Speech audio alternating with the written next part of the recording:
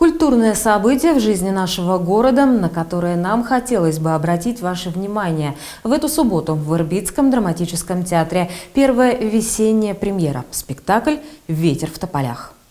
Им надо просто нравиться, нравиться надо, нравиться. Слушайте, а вам удавалось когда-нибудь развеселить женщину? Конечно, конечно, много раз. До слез. Да? Много раз. Смеющаяся женщина – это чудо. Это чудо. Она забывает обо всем.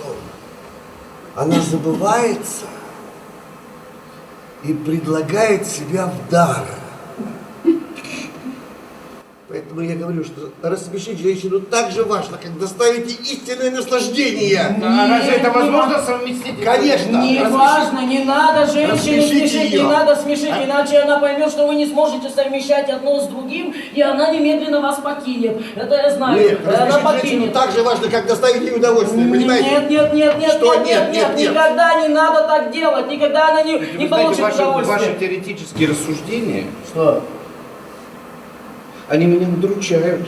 Да нет, ну, не надо думать, когда надо действовать. Давайте, Понимаете, действовать, идите.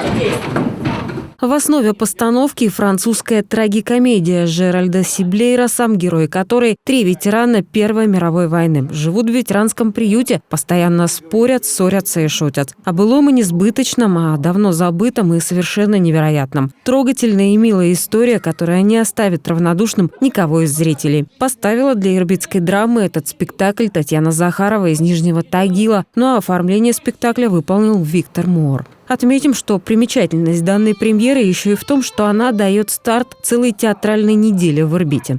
С 21 по 26 марта на сцене нашего театра спектакли сразу нескольких театров Екатеринбурга, читка пьесы и встреча с драматургом. Такое пропустить точно нельзя. Афиша в социальных сетях театра, а билеты в кассе еще есть.